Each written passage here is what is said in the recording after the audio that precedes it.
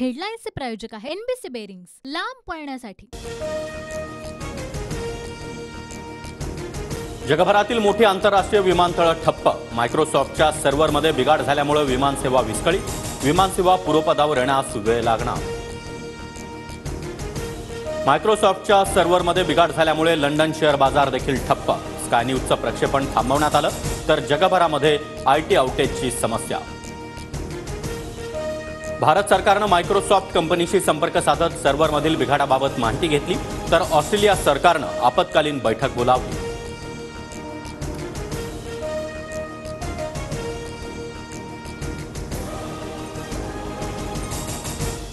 मायक्रोसॉफ्टच्या सर्व्हरमधील बिघाडामुळे ब्रिटन सरकारनं रेल्वे सेवा बंद केली, तर इस्रायलच्या बँक सेवांवर देखील मोठा परिणाम। पूजा खेडकरांवर यूपीएससीकडून गुन्हा दाखल। निवड रद्द करण्याबाबत कारणे दाखवा नोटीस, खोटी कागदपत्र सादर केल्यानं कारवाई।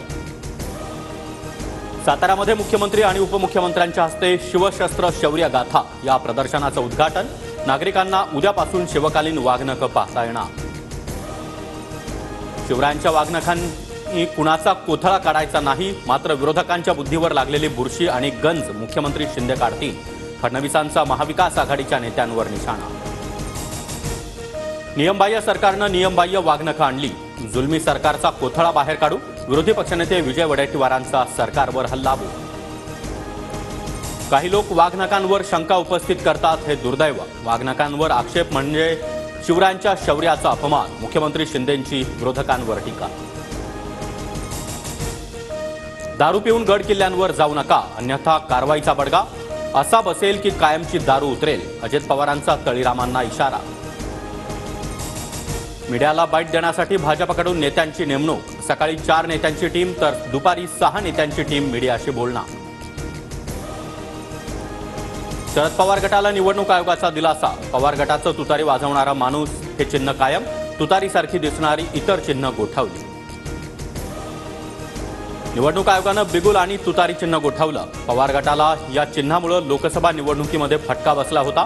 पवार गटाच्या तक्रारीनंतर निवडणूक आयोगाचा निर्णय।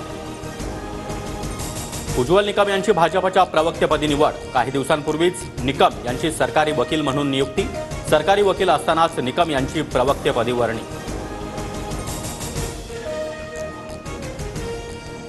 हेडलाईन्सचे प्रायोजक आहे एनबीसी बेरिंग्स, लांब पळण्यासाठी।